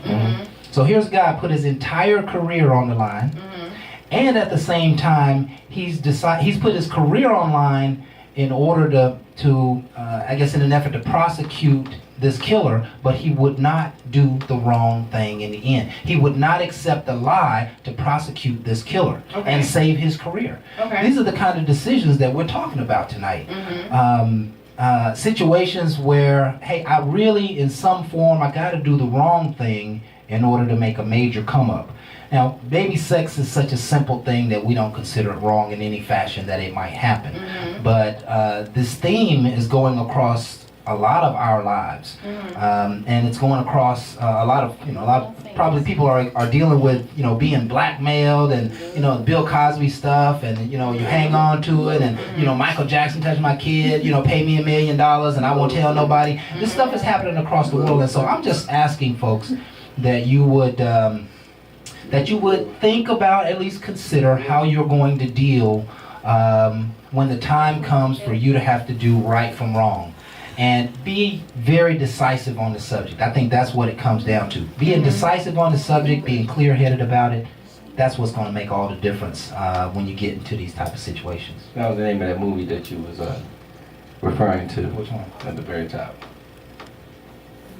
Fracture. Yeah. Yes. That was the name of the movie that you was talking about. Yeah, I got people that's been listening to us that let us know exactly what goes on. Thank you, Teresa. So, that's what's up. One of the things I want to say is, and I like how you did that spin. one of the things we do is put a spin to things because we have fun with the $100 million and we fantasize on how we can flip it and we can do it. Right. And again, sometimes we got to look at our integrity. Yes. Okay? And are you willing to give up all your integrity to be financially rich? Right. And a lot of times you would be probably poor because let's just say they made the offer and you gave it all up and then they withdrew the offer after they didn't do what they did. You know, you can sue, you can do a lot of different things, but you might not prevail. You get the money up front. No. Go watch this. So if it didn't, I just said it. If it didn't, I just asked you a question. Yeah. I don't want you to get mad because I thought you fucking up front Yeah, anyway. because again, when you getting some things, you gotta understand a lot of things that I would like to say is when we get happy about things. There's some people that can do things behind the scene. Okay, I can draw up a contract And try to and lie there to can you, be try to some steal it. small writing in that contract that can give a small clause. At the end, I can make sure certain things happen to get me out of what I just asked for. Because you didn't condition yourself to look at everything thoroughly. Yeah. Because you got happy about the money. Yeah. I gave it to you on the upfront, but I can take it at the backside. Watch this. And then when I walk away from it, what I really walk away from it, not only did I take what you really didn't want to give, I even took back what I so-called gave. And now let me tell you something. You can Watch be this. evil like that. You can Right. be stupid and let that bag walk away if you want to, Yeah. but no, that's why you That's right. hire attorneys to look over contracts and make sure your best interest And- is looked out for. Yeah, That's why I and keep watch an this. attorney on retainer. And He watch is a good this. Jew, and I will tell him to go for Think about the all throat the every marriages single that time. happen because of money. That's why you Will have you pre- marry a prenup. guy who you really don't like And that's why because you he have balling prenup. out of control? And that's why Will have you prenup. marry a woman who, don't have what you have and not sign a prenup because you are in love? I mean, Are let's- you not going to protect the You know empire what? Let's because keep you it- fall in Let's love? keep it 100. It's 2018. Statistically, sorry, the Henny is getting me. Statistically, black women make more money than black men. So let's keep it 100. That's why you have prenups. Because my stock portfolio that I have been building since I was the age of 18 has nothing to do with you not being in love anymore. So that's why you have prenups. You know, people are under the false impression that prenups are only for rich folk. If I got 20 mil and you want to take half, I still got 10 mil. But if I'm making 150 grand a year and you want to take half of that, I'm not moving back with my mom because you ain't in love no more. No. That's why you have a prenup.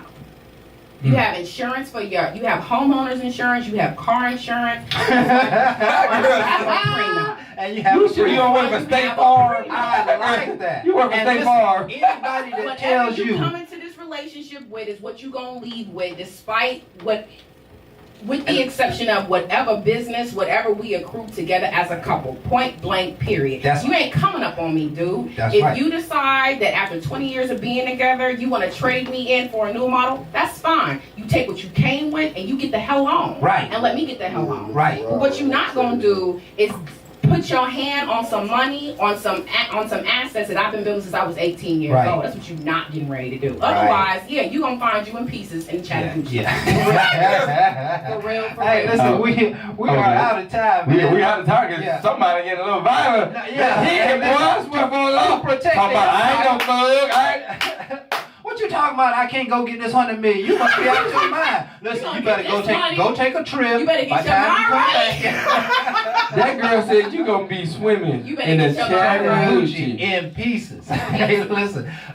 This is Start Talk with Jay. Man, this ain't about that. This is AP crazy in the building. Lord have mercy. Listen, that's black Hey, and white, man. That's how I she can say thinks one about thing. it. One thing before I get off this show. Anybody that date AP, understand what you dating. The girl off the chain, she done said how you gonna leave the game. Yeah. If you gonna leave not touching her money, Right. or you gonna leave in pieces. Right. And she ain't talking about Reese pieces. She said you gonna find the Milky Way. She gonna have your ass finding the almond joy. I'm just trying to tell you, some people you just don't play with. There you go. And AP is one of them. So again, Let's break, man. this is definitely Bar Talk with Jay. We had a very interesting conversation, and I know we went all around the world. So again, it might offend some people, but don't be offended. Back up and understand one thing. We are trying to have a conversation that we don't know what goes on in your life. This is not happening in our life. I can't say this ever happened to me, and it's not about me. It's about having a conversation to give you around the table. It's a round table that we're having a discussion. Can you take this in your home and find a way to make it understandable to your family, to make sure they have the foundation? Absolutely. That's right. It's not us. It's your foundation. Absolutely. Right. And build something positive within your community, within your children. And all we want to do is add positivity, not negativity. A little bit of Jerry Springer, a little bit of fun, but the bottom line, we got to have a better understanding. This is a war that we need to be winning. Yeah. And I can't say what we're doing, but at the conversation at the barbershops and everywhere else, I don't think we kinda style. We were kinda coming together in the wrong way. I kinda want us to get better. Yeah. Absolutely. So let's do that. Let's Talk with Jay. And again, I want to thank everybody tonight. Jeffrey, Jamal, AP sitting across from me, and again, Craftmatic is always in the building with me. Thank you. Again, to everybody tonight that might be saying, oh my God, stop it. Stop it. And realize just we are having a conversation. At the end of the night, we're going to leave here with a smile, because one of the things we try to do is positive, not negative. Don't stick with stuff Jay said, 'cause I'm about crazy as all get out. I need help. I have my medicine. All right. But we're going to be back with y'all next week, and it's going to be wilder than tonight. Bar Talk with Jay. And we out. We out. Ain't no last calls here. Bar Talk with Jay.